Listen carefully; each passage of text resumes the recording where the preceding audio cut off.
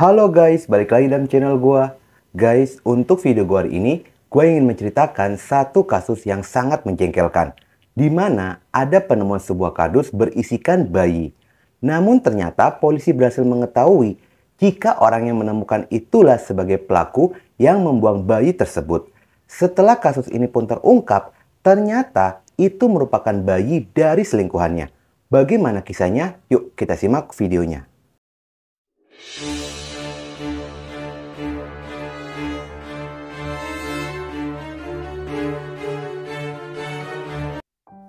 Kisah bermula, ada seorang pria bernama Rianto berusia 45 tahun, merupakan warga desa Jaten, kecamatan Wonodadi, Kabupaten Blitar.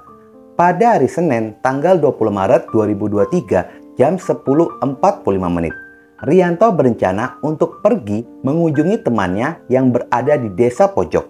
Rianto pergi mengendarai mobilnya. Namun di tengah-tengah perjalanan kawasan persawahan desa pojok, kecamatan Ngatru, tepatnya di pinggir jalan, Rianto melihat ada kardus tergeletak di pinggir jalan. Karena rasa penasaran, dia pun menghentikan laju mobilnya untuk melihat isi kardus tersebut. Saat dibuka, ternyata kardus itu berisikan bayi laki-laki dengan panjang 40 cm, berat 1,7 kg dalam kondisi hidup. Rianto yang menyaksikan adanya bayi dalam kondisi kritis segera menghubungi istrinya yang merupakan kepala desa Jaten, serta temannya yang akan dia datangi untuk meminta saran. Akhirnya diputuskan untuk membawa kardus berisikan bayi ke puskesmas Ngatru. Setibanya di puskesmas, bayi tersebut pun segera menjalani perawatan. Namun setelah menjalani perawatan, bayi malang itu pun tidak bisa diselamatkan dan meninggal dunia. Temuan itu pun segera dilaporkan ke pihak kepolisian. Polisi yang mendapatkan laporan segera datang menuju puskesmas Ngatru. Pihak kepolisian tiba dan langsung melakukan penyelidikan guna mencari pelaku atau ibu yang melakukan pembuangan bayi tidak berdosa itu. Berdasarkan dari keterangan bidan puskesmas, jika bayi itu lahir dalam kondisi prematur, diperkirakan lahir 2 jam sebelum ditemukan. Saat ditemukan, kulitnya sudah membiru dan plasenta belum dipotong.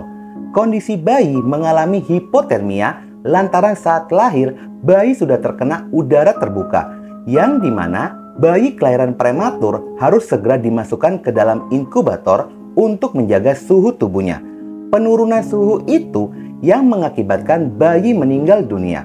Selain itu, kondisi bayi pun sudah bersih. Diduga bayi sudah sempat dibersihkan sebelum dibuang oleh pelaku.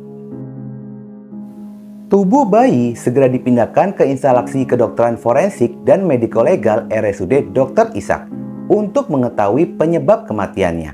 Hasil pemeriksaan mendapati jika tidak ada tanda-tanda kekerasan di tubuh korban bayi, tetapi diduga ada penelantaran bayi sehingga korban bayi pun meninggal dunia.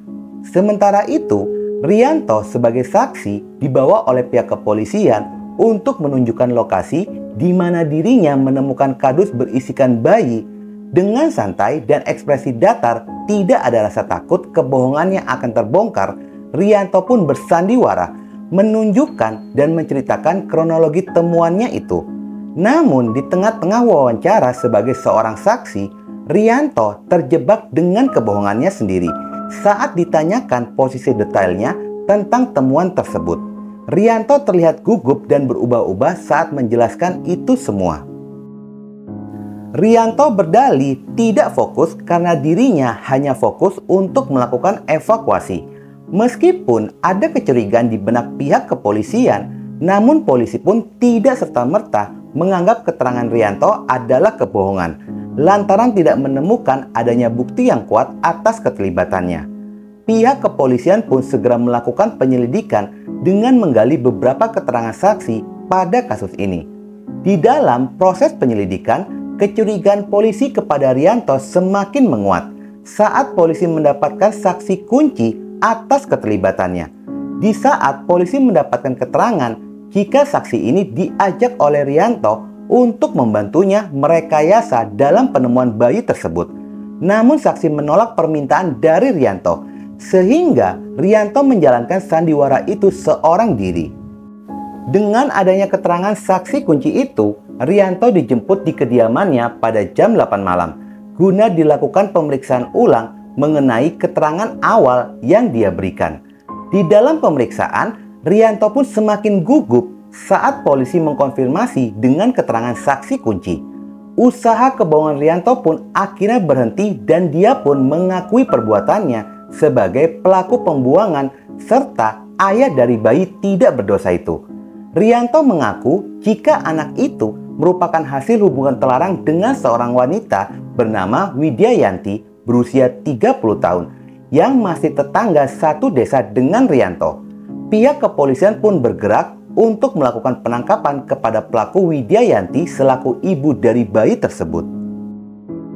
Di dalam interogasi, Widya Yanti pun mengakui jika bayi itu adalah anaknya, hasil cinta terlarang dengan Rianto sejak 1 tahun yang lalu. Hubungan itu pun tidak bisa berlanjut ke jenjang pernikahan lantaran keduanya sudah memiliki pasangan. Suami dari Widya Yanti bekerja sebagai TKI di Taiwan, sementara istri dari Rianto merupakan kepala desa. Lantaran sering bertemu di antara keduanya, Widya yang sedang membutuhkan kasih sayang, dia pun masuk ke dalam bujuk rayu Rianto dan menjalani hubungan terlarang selama 1 tahun.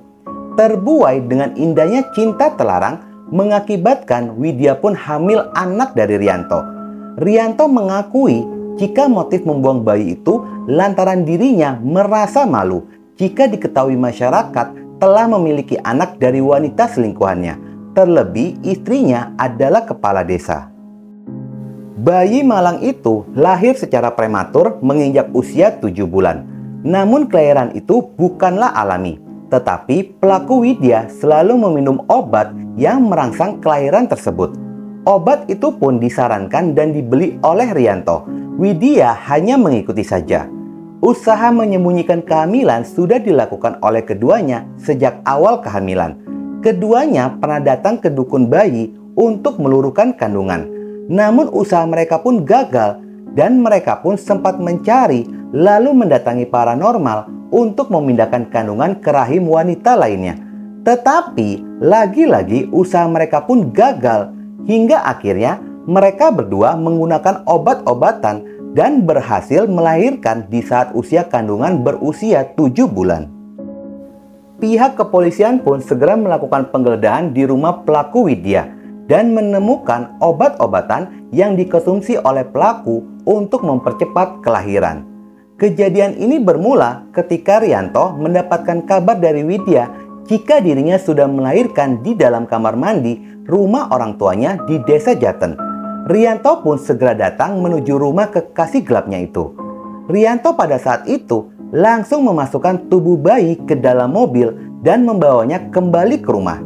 Namun di dalam perjalanan dirinya pun merasa bingung dan panik akan dikemanakan bayi tersebut. Lalu di tengah-tengah perjalanan, Rianto memutuskan untuk membeli kardus dan memasukkan tubuh bayi itu ke dalam kardus. Lalu berkeliling ke wilayah Ngantru Tulung Agung untuk mencari lokasi di mana dirinya akan membuang bayi tersebut. Di saat itu, Rianto sempat menelpon saksi untuk membantunya merekayasa membuang bayi tersebut, namun ditolak oleh saksi. Hingga akhirnya Rianto menemukan area persawahan di kawasan Desa Pojok Kecamatan Ngantru. Lalu bersandiwara seolah-olah dirinya menemukan bayi dalam kardus. Hingga kasus ini pun dapat diungkap oleh pihak kepolisian. Kedua pelaku terancam dengan pasal perlindungan anak dengan ancaman vonis 15 tahun penjara. Dan kasus ini masih dalam ranah pihak kepolisian. Kedua pelaku mengaku menyesal telah melantarkan anak mereka yang baru lahir yang mengakibatkan bayi itu pun harus meninggal dunia. Intisari dari kasus ini, hindarilah perselingkuhan. Seharusnya pelaku tuh bukannya malu memiliki bayi karena bayi itu tidak bersalah dan masih suci. Tetapi yang harusnya pelaku malu sama kelakuannya karena melakukan perselingkuhan. Lagian kalau mau icip-icip saja, safety dong. Jangan sampai hamil, kasihan bayi tidak berdosa menjadi korban. Semoga kalian yang menjalankan ibadah puasa diberikan kelancaran. Dan oke guys, sekian dulu video gue hari ini. Dan jangan lupa ikuti terus video gue, oke?